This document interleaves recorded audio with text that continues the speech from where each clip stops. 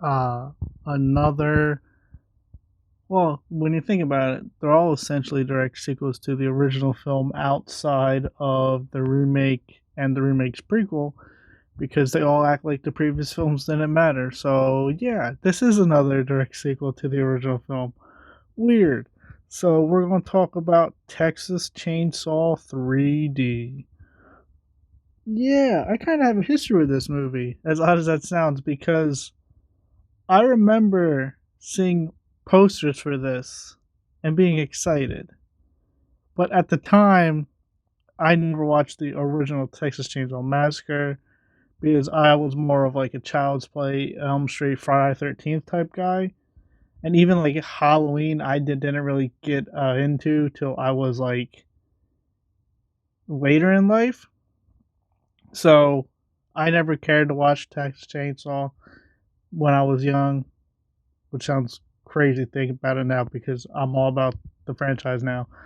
Um, but yeah, so I'm like, huh, that looks cool. So because of that, because of this movie, I watched the original back in 2013. So this movie did something good. But yeah, I was excited for this, and then I didn't catch it in theaters because life happens. And I remember it was streaming on Netflix, and I watched it, and I'm like, wow, that was disappointing. And I rewatched it now, and I'm like, wow, that was disappointing even more. But Texas Chainsaw 3D, where would it begin? It opens with a montage of the first movie because after so many years, it's a direct sequel. They kind of, I guess, wanted to catch people up, which makes sense. And there's a flashback scene to the original movie, what happens after Sally escapes, and basically a town mob goes to the Sawyer house. They shoot up the place and they burn it down. So the Texas Chainsaw House isn't there anymore. So there's a new place, new area, new location. Of course, it's still in Texas, but it's not the original house anymore. It's not what we're used to. And so time skip. The thing is like it's actually it's what 30 years, 35 years, Jesus. And in the modern day of 2013, Alexandria Daddario, who's a great actress, I like her a lot, and I like her in this some bits, but you could tell overall her direction wasn't the best. So I kind of don't blame her if sometimes she comes off a little silly in this. But she gets a letter that her grandmother died, and she learns that she has inherited this house, and she has inherited what her grandmother left her. And what she doesn't know is that in the basement, Leatherface is living in the basement. And when she and a group of friends arrives, because you gotta have a group of kids to kill, Leatherface kind of is like, "Hey, what's up? You're in my home." Blah blah blah blah. Chaos ensues, and as the story progresses, she figures out more of who her grandmother was, who her family was, what Leatherface is to her, or what she is to the Sawyer family, what she is to all of Texas. So it goes from there. That's it. So what did I like about it? I like the homages to the original film. Like there's a walking low angle butt shot, like the most famous shot from the classic movie. There's a hitchhiker that is mysterious and is up to something, like in the original movie.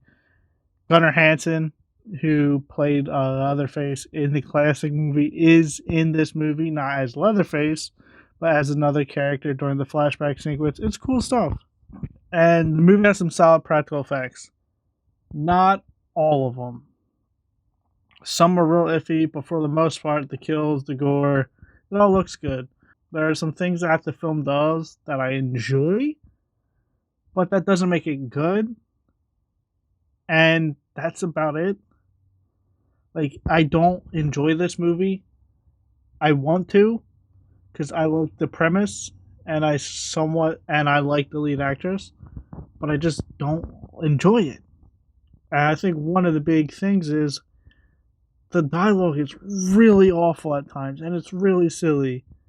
Like there's this one scene where this chick like has a shotgun, and she's like, "Welcome to Texas, motherfucker," and it's like, do you really need that?